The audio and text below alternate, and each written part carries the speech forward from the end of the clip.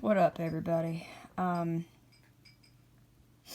Before I start, I think this person probably unsubscribed, but because I blocked them today. But for those who want to criticize me for coming on here and not showing my face and quote unquote rambling in the dark, hey, you don't like it? Unsubscribe and hit the road, okay?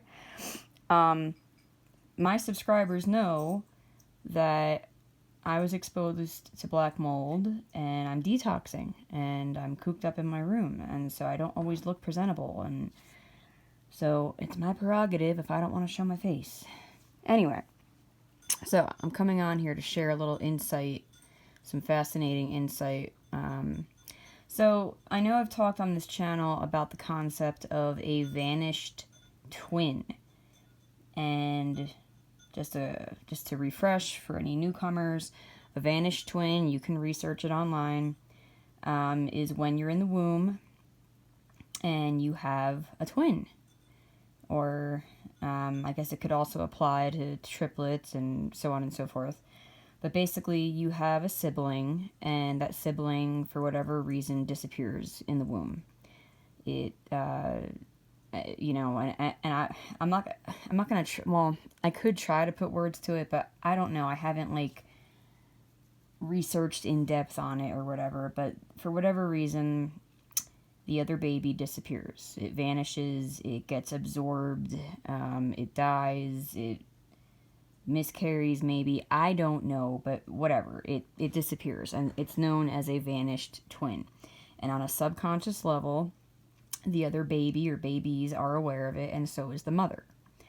And so anyway, it was discovered through Splonkna back in 2019 that I did have a male vanished twin. And I personally believe that, people who end up becoming love addicts and struggle with codependence and just things like that, my theory is that it would make sense that they probably had a vanished twin of the opposite sex. Or just a vanished twin, period. So anyway, so it dawned on me last night regarding my ex-boyfriend Nathan.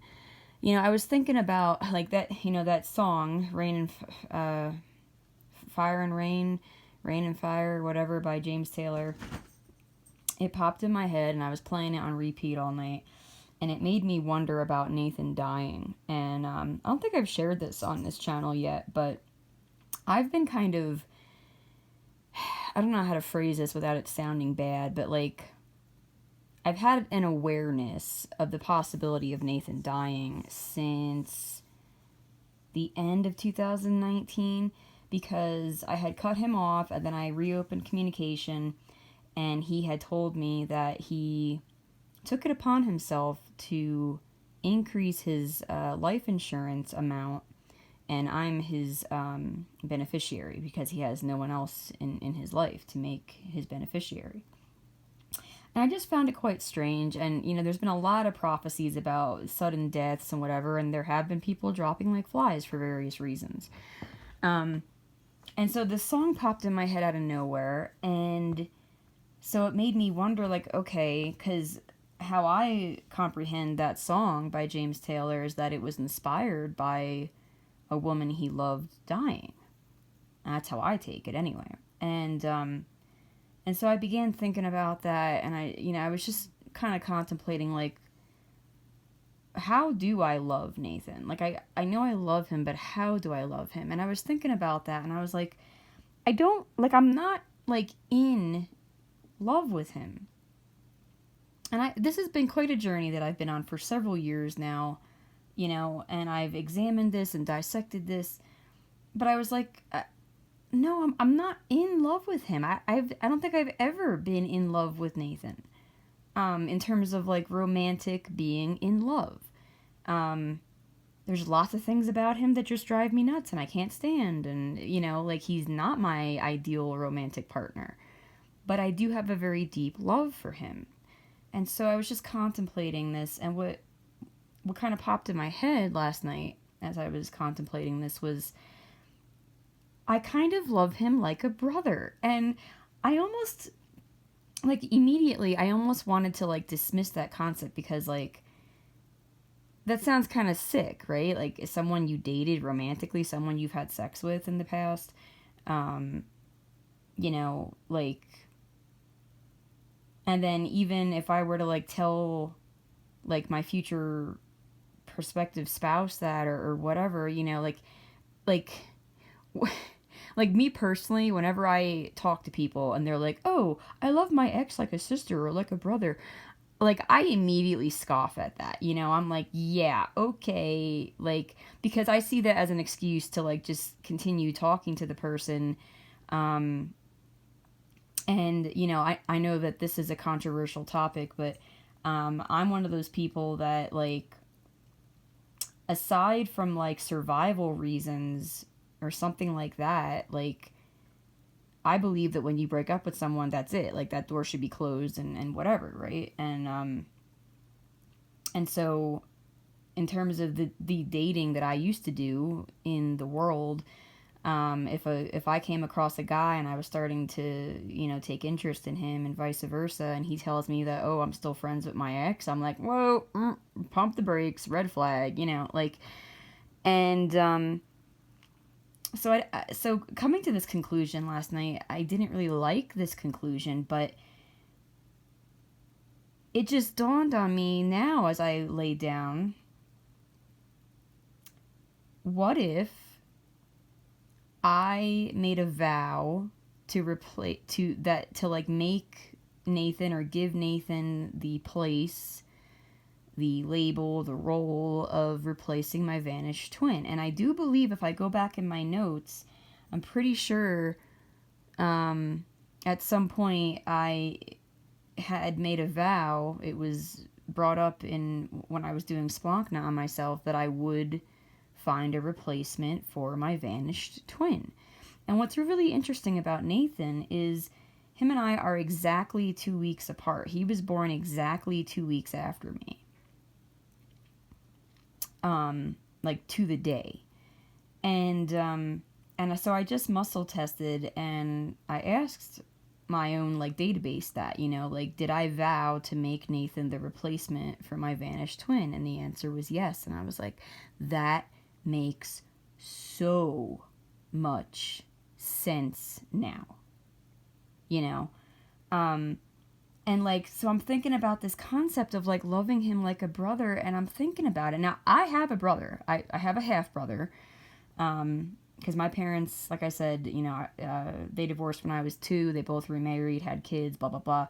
And my very next sibling was my brother Thomas. And I always had this desire to be close with Thomas. And it was probably tied to the whole vanished twin thing.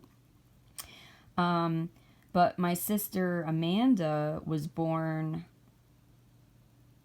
I think, like 11 months after my brother Thomas was born. Like, my mom had them, like, right after each other. And so they were very close in age, and they just always had this closeness that Thomas and I did not have. And after a while, I just kind of learned to accept that. And then when Thomas hit puberty and whatever, he got very, you know, dark, and at a certain point he began turning on me. And as it stands now, him and I don't talk, which is not my desire, but it is what it is. And so anyway, but I was thinking about, like, back in the day, the affection, the fondness, the affinity that I used to have for my brother Thomas, you know, just as my brother, you know. And you know how it is with your siblings, you know, like, you know all the bad stuff about them, but you love them anyway, and there's certain things about them that you can't stand, but you love them anyway, and, you know, and, like, that is my relationship with Nathan. And so it's kind of peculiar to me to be one of these people to say, oh, I love my ex like a brother, because, like, I hate that. Like, I hate it when people say that. But that is the truth. That is what I have realized. And so when I get around to it, I'm going to sit down and go through the prayerful steps to freedom to renounce that vow and all that. and take care of that. Maybe that's the final thing here that I need to deal with. I hope. And so I just wanted to share this testimony, I guess, this fascinating testimony, to give anybody out there some insight. You know, if there's somebody that, you know, you've been involved with or whatever, and you just can't seem to shake your love for them despite whatever, that may be the reason why. You know, maybe you had a vanished twin, and maybe somewhere along the line subconsciously you decided that this person was going to replace your vanished twin, you know. So just food for thought, food for prayer. I find it fascinating. So just thought I'd share that. It's incredibly fascinating. But that's what it comes down to with Nathan. It's kind of it's just fascinating. So, and while I'm at it, I guess I'll share, I don't know, I'm contemplating whether or not to share this dream that I had last night, but I just heard this supposed Rhema word about the month of Adar that we're in right now, and supposedly it means, you know, healing and preparation and blah blah blah and whatever. But I had a dream last night. I'm not going to tell you the whole dream, but the end of the dream, basically, like the very last, or one of the last things that happened in the dream was that I was being given this tea, and I was being given this like honey-like substance to eat, like put in my mouth. And I asked the woman who was giving it to me in the dream, like, what is this? Like, I was kind of questioning it, like, you know, is this like caffeine? Like, what is this? And she said to me, it's therapy. And when I looked up tea in the divinity code, I'm pretty sure it meant healing, I think. You know, and I think honey kind of has that connotation as well and whatnot. And so, you know, I'm just throwing that out there as well, you know, that, you know, maybe there's some truth to, you know, some just supernatural healing, revelations taking place that will be therapeutic, like therapeutic revelations. So, I don't know. I wanted to say more, but I'm just going to repeat myself, so I'll shut up. But, but it kind of gives me peace now about how I feel about Nathan, because it's had me quite puzzled for literally years now, as to why I just couldn't shake my love for him, you know, and, you know, because he's been abusive and blah, blah, blah. But then again, I come from a very abusive family, you know, my brother's been abusive. I mean, everybody pretty much, even my sweet grandma, but she's had her moments where she was abusive in certain ways, you know. I mean, so yeah, it just makes it all make sense to me now. It kind of gives me some more closure. So when I get around to it, I may not do it right this second, but I'm going to go through the prayerful steps to freedom to repent of making that vow and renounce it and so on and so forth. And maybe, hopefully, that'll be the last thing I need to deal with before I can get my future husband. But yeah, it's just really interesting. So, anyway, hope this is helpful for somebody out there. All right, I bless you all in Jesus' name.